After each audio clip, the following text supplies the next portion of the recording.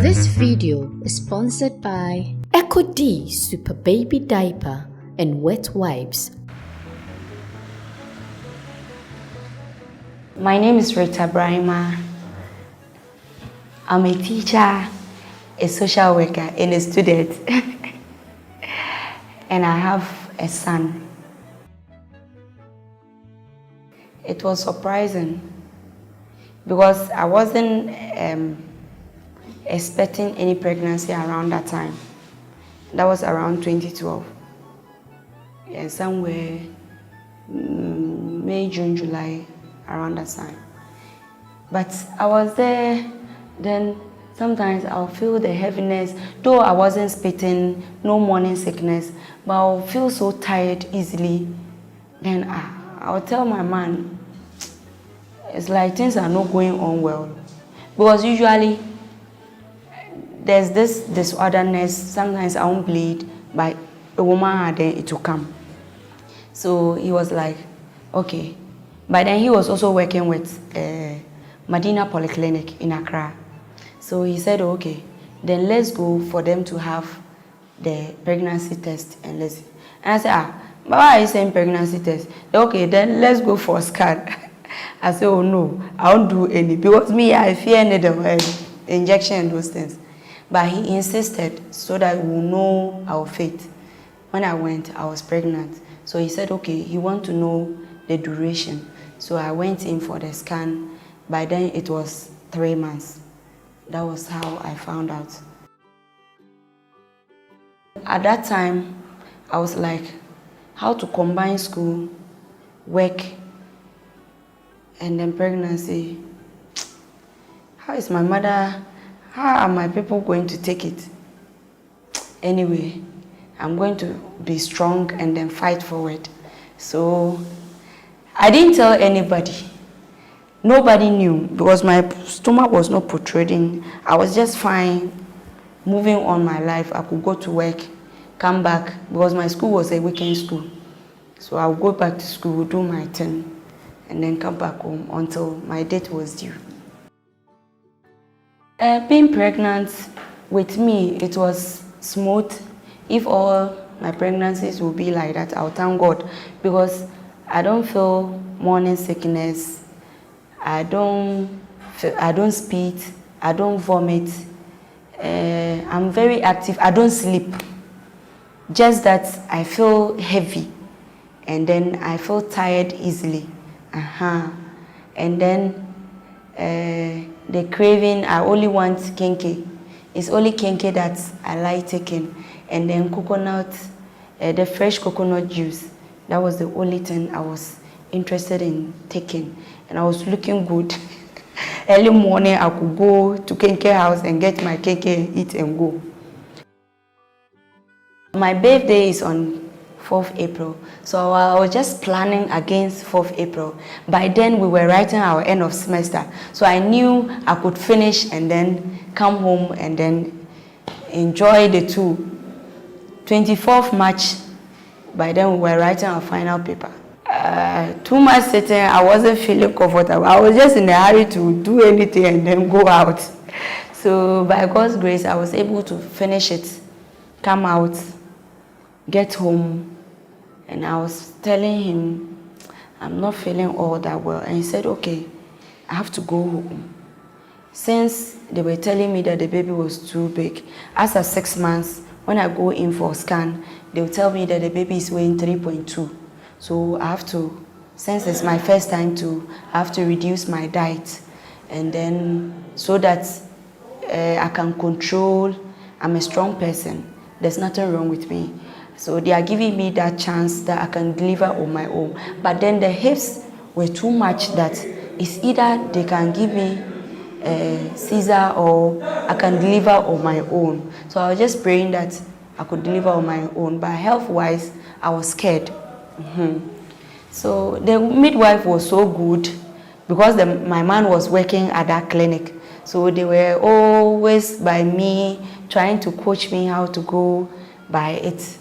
It was good till the day I went to her and I was like, since I was planning to come home, so I went in, to my midwife, and then we had a long chat, and I told her that once we were deciding on what to do, and because we all don't know what will happen on that day, so I want to get closer home. So she said, okay, then she will transfer me from Medina Polyclinic to Wa Regional Hospital, now a municipal hospital. And I said, okay. So that was where she transferred me to. So she told me that if I come and there's anything, I should call her. God being so good. 27th, I went for my ticket. That night, when we were about to depart, small, I could go and pee. He was always, like I don't know whether they told him that I can deliver around that time. So around that time, no, don't ask. Then he was always around me. If I say this, he's rushing to do it. So he have to go to the driver to tell the driver that the way he's seeing me is like I'm not feeling comfortable. I'm due.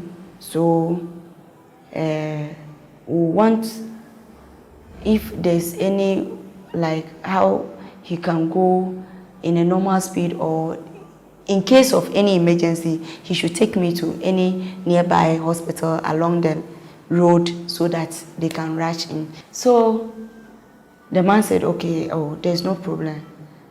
So I was sitting right behind him. Small, no, I said, Oba, yanko ana, I say, yanko.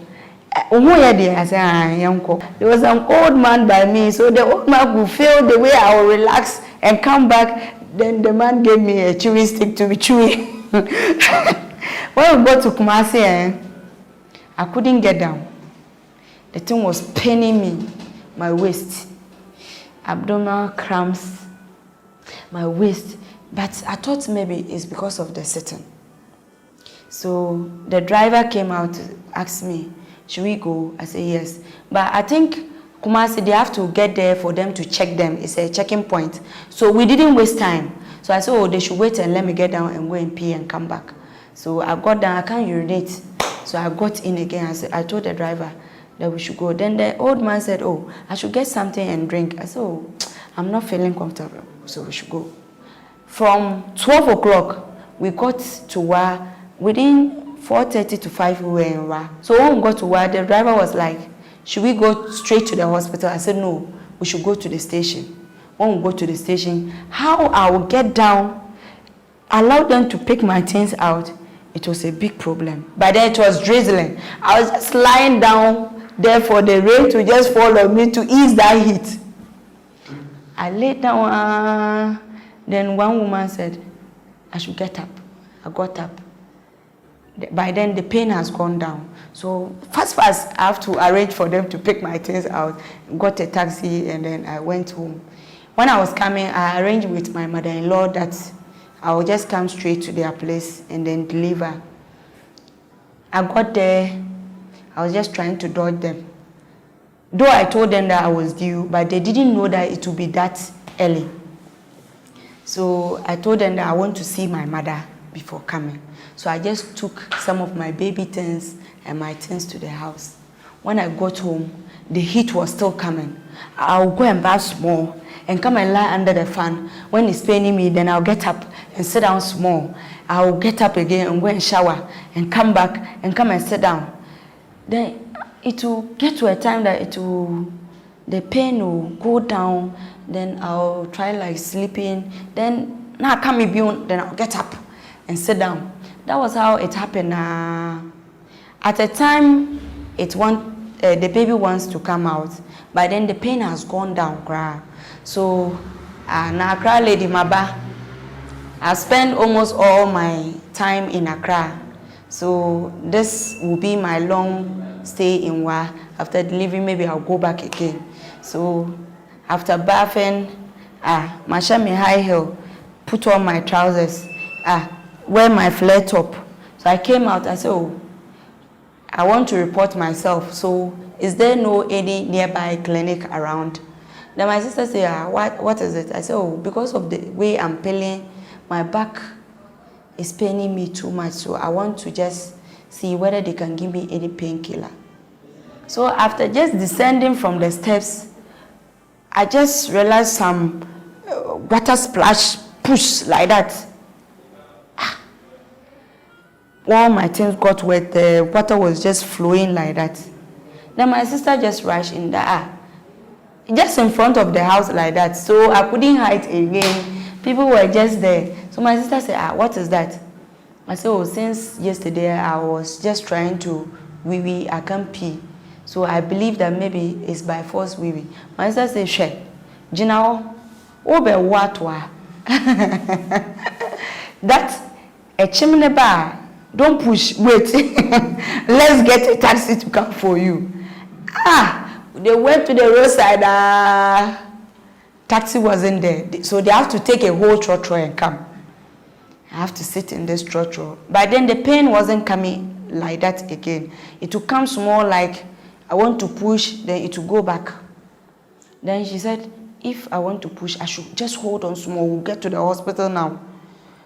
When we went to the hospital, yeah, some of the nurses can be wicked though. So when they saw me, they said, now you for kitty way. Is it miscarriage or delivery? I didn't mind them. Because I didn't know I can't. You see, when the pain comes like that, it's mima online in ajujo.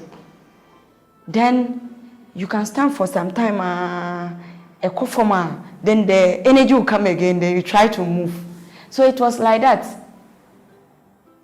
Then I told them that I'm coming to deliver. Mom said, how? And I said, oh, this is my folder. I just gave my folder for them to register me. And I went straight to the delivery room for the woman to check, the midwife to check how far I have dilated. When I went, they said, the baby is just coming like that. And I said, yes, I told you that I'm ready. The water has burst. But then blood wasn't coming, but it was just the flow of the water. So it has made my stomach go down small like that. So the baby was just coming like that. Then the woman told me that I should get down again. So I have to get down. That I should be walking up and down small. Boy, that was small for me to deliver. I said, okay. I got there around 5:15 in the evening. By 5:30, I have delivered. Yes. I was just pushing by force because I didn't want them to say anything like, we are going to the theater. So once she told me that I could deliver on my own, so I was just praying that the baby should come out and I'll be free. So within some time, she said, oh, they finished dressing my bed. I should come and lie down and then they'll check again. I can't lift my leg, but this woman said I should climb this bed. I was like, they should help me small. She was just looking at me, and I was also looking at her, waiting for the pain to go down again so that I'll lift my legs. So for some time the pain went, so I just lifted my legs like that, hang it. So I should push small, the baby is coming. So I just gave my all in all with physics coming. So the baby came out by force. I had a very big tear. They have to suture. The woman was like, "Say me catch you say tobo. Na akolana mbra smoothly. Say see our problem. Ye be any day. I was say pam. Ya pam na mframa kom muma. Obesan yare. Na I'm say okay. I didn't know that suturing was hell. But I said okay, they should do it. Once they want me to get well quickly, they should do it. They say, okay. So they have to place the baby on me. No more the chair, then I'm saying, Bema. By then I was looking for a baby girl. To me, also a Bema, and I say, oh, my vacal has gone like that. My Jidel has gone like that. This man has won the title. But then he was calling. So when I was going to the hospital, I told him that he should tell the mother to come to the hospital. So I was going with my sister. So he was also calling up and down. When I was crying there, pushing, then the phone would be ringing. And the nurse would say, your sweetie is calling. But then I've also stored his name, sweetie. So they said, your sweetie is calling. I said, oh, they should put it down. Come here. So the nurse has to pick and say, oh, she's now busy. So wait. So after delivery, when they was cleaning the baby, so I have to just pick the call and tell him that You can hear the baby crying. I finished delivering. He was just shouting there like that. I cut the line. Because the pain I was still going through, not knowing that a bigger pain was coming. Ha! After dressing the baby, cleaning the blood, cutting the cord, I was lucky the placenta just came out with the baby. So I was lucky. So they have to suture. Hey, no injection, no nothing. And the cut was very deep. So after suturing 1, 2, I said, no, they have to leave it. The woman said, no, they have to finish. That one, I cried. When the baby was even coming, I was just wailing. But this one, I was crying for tears to come because the pain was too much. But I have to cope for them to do. After doing, they asked me to get down. I got down. And the woman asked me, are you feeling dizzy? I said, no. They said, no, I have to take more water. So when you take more water and you go and pee, it will push the blood to come. So I took water. So after urinating, the blood was just coming like that. That was where I was feeling dizzy. Not knowing, because I was wailing, crying up and down like that, they didn't do it well. So the next day, when the doctor came, I was checking. He said, oh, he has to see that sore. In the sore, they said, oh no, they have to cut some parts and do it again. Hey, that one is not easy. I cried and cried and cried. After suturing 3 months, I can't sit well. I can't sit well. It's very painful. As for that, it's very painful. But they did it, and then we went home. My baby was fine. But after delivery, I learned he has turned for long. So some of the amniotic fluid or whatever entered his nose. So he couldn't breathe well, he couldn't suck well. So for some time, the fluid was coming out of the nose and the mouth. Quickly, I called the nurse. They have to come, connect some tubes and then pull those things out. Some slimy water was coming, so they have to pull it out before they discharge us to go home. When we got home, it was normal. The crying was there. He could cry. And then my in-law would say, every newborn baby will cry. But then 4 days later, I could see that my boy was changing. I'm a bit curious because the father was working over there. Sometimes I could go there and help him with claims and those things. So I was also learning small. So I was like reading that antenatal book. So the color was changing, and then he could have a temperature. 4 days baby. What am I going to give him? Exclusive breastfeeding. And I was making sure that maybe it's not dehydration. So I was breastfeeding all the time. My breast was tender, more breast milk was there for him. But he was always crying, the temperature. I said, no. I'll complain to my mother-in-law. Then my mother-in-law said, Muna say, ma muha train to do. I call out woman and said, then I wanna nedeno. Then I didn't mind them. They went to farm. By the time they returned, by then I've taken my baby away to the hospital.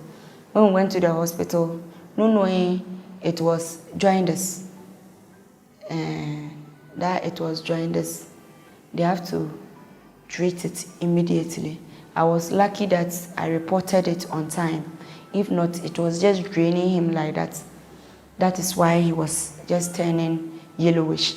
So they have to keep him under phototherapy. It frightened me because I've never seen that. They'll keep him there. Initially, they said they have to look for his vein. They prick and prick.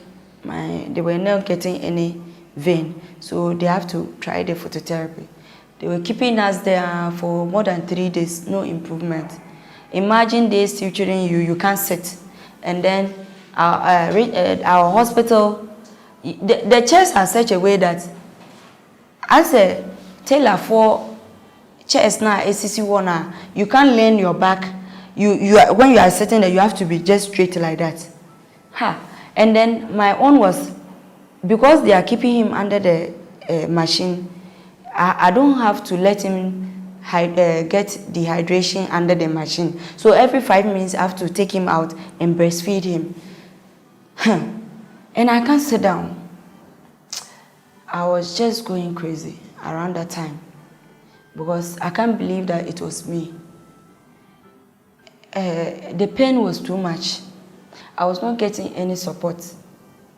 My mother, by then I was with my mother-in-law, so my mother cannot come in like that. It would be like, I said, but she was also doing her part. That's what I would say.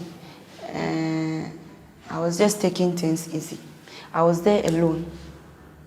I could cry. And I was just praying that things would go on well. Sometimes it's just that I'll call my man. By then he was also writing his exams, planning to come home. So I could call him, then he would just talk to me, and then I'll come down as usual. But per the pain, I was feeling it alone. So I could cry there alone. Then when people are coming, I was in the isolation room. I was there alone.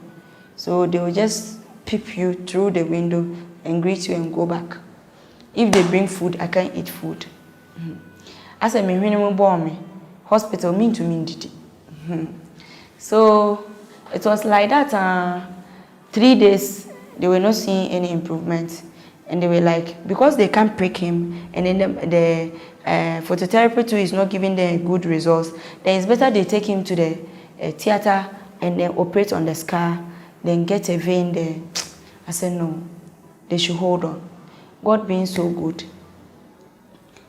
A doctor came in, Dr. Fofie, and was like, no, we have to use early morning sunshine and see. Because his eyes wasn't opening. I thought he was even blind. The early morning sunshine, we tried the first day, he could open small. The second day, it was quite blurred and you could see flames all over. Then the third day, it opened. Then the color started changing. That was how it was. But we were there for 1 week. Then we were discharged again to go back home. So when we went home, but the crying was still there. I could hold him like this and be dozing. By the time you realize he will fall down, then I'll start looking for him again and pick him. There was a time he fell down. No, when he fell, he didn't cry. So he fell down to the extent that he went under the bed.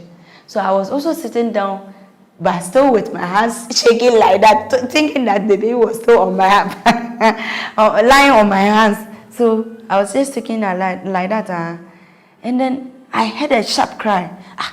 And I was just looking for him. No, he was lying under the bed. So I took him. And I looked at him and I said, oh, Duncan, you killed me.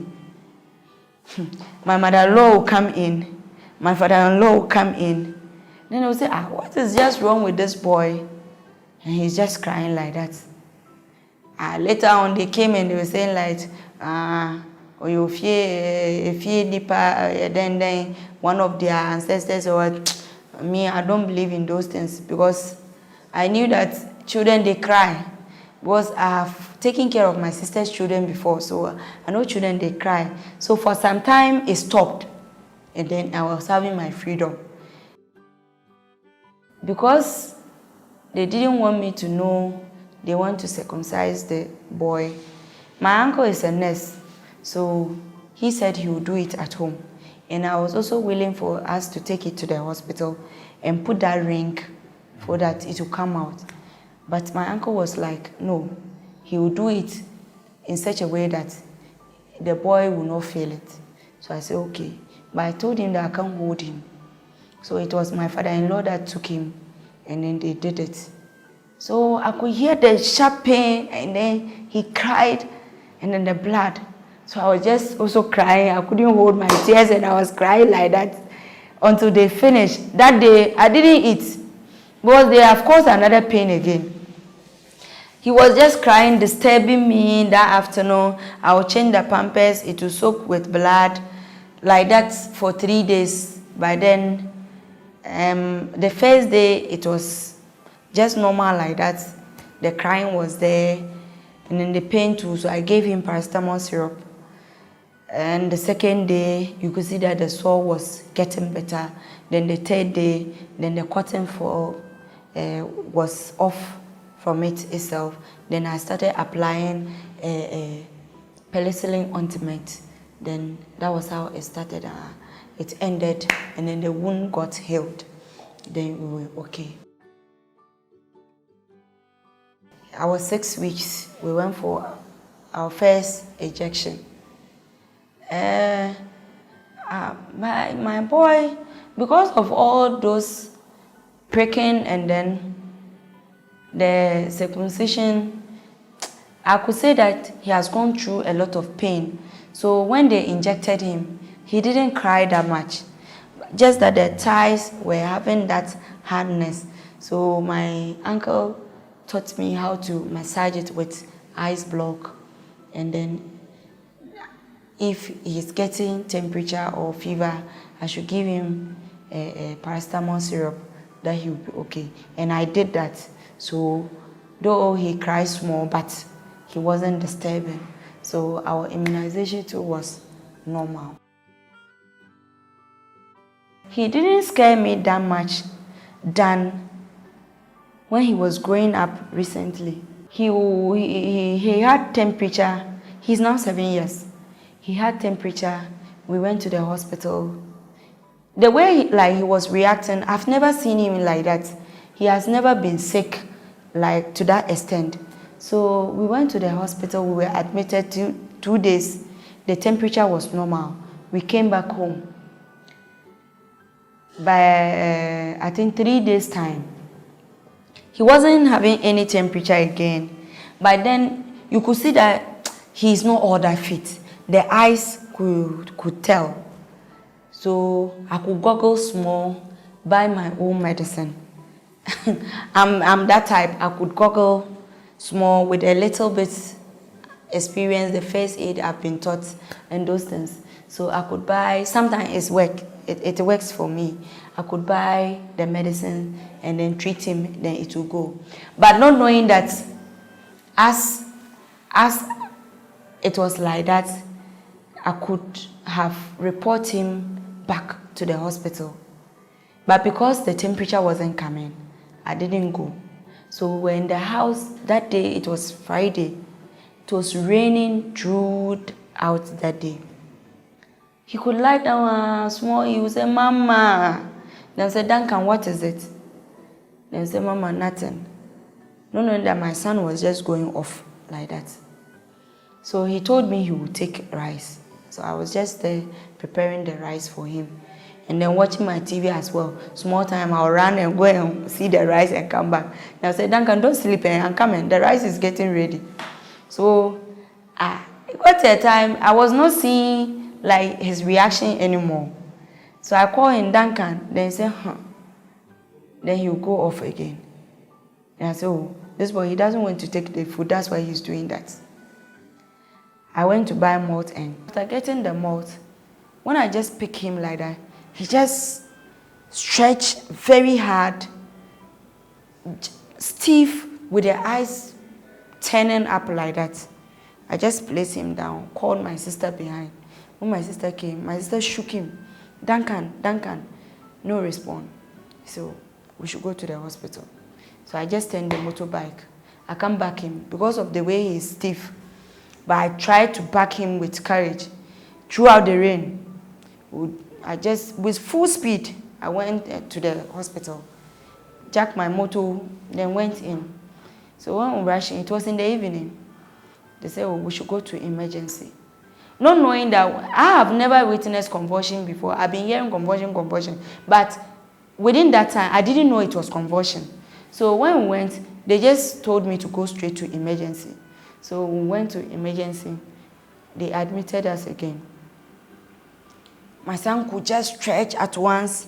Then they will look for diazepam, inject him just to calm down stretching the reaction. During that time, I was just okay. It wasn't scaring me until they say he doesn't have blood. They have to get him blood. I said, okay. I went to the lab. They say I have to get people to donate. I said, around this time, I can't get anybody. I'm alone. So if there's any payments, let me pay so that you attend to him. Later, I can get people for them to donate. And so I should pay processing fee. I paid. They had the blood for him. The next day, they say another blood again. By then, I have already informed the father of his sickness. But nobody was showing up. So I was all there with my siblings.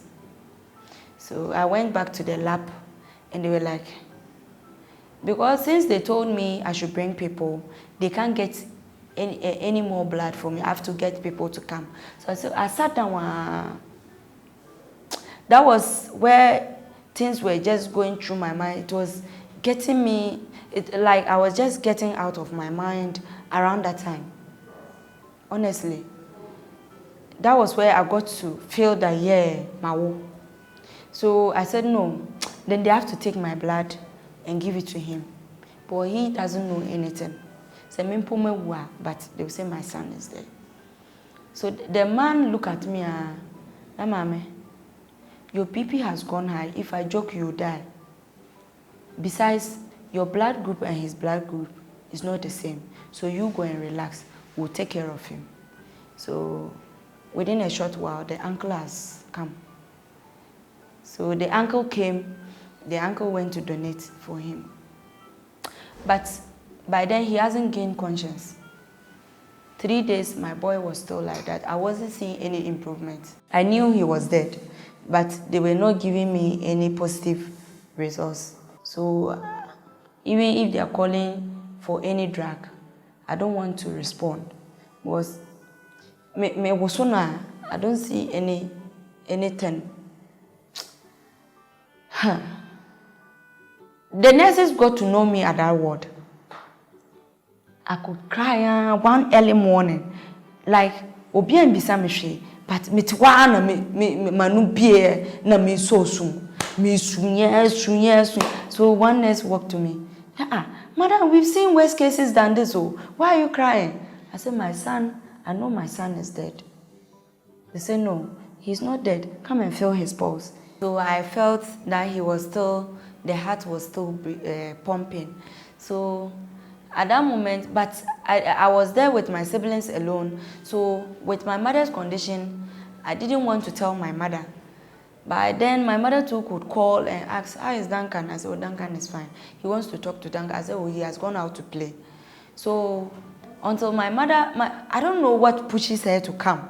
So my mother was like, she has to come and see us. By then she has traveled. She said she has to come and see us. So she came home and they were like, we have been admitted for the past 3 days. When my mother came, the condition was just like that. You know, our mothers, they have that experience. So my mother said, oh, it's compulsion, it's so natural. So, but because she doesn't want people to see, she went to grind garlic, put some in the nose, and then odibishen. Within some few minutes, he sneezed.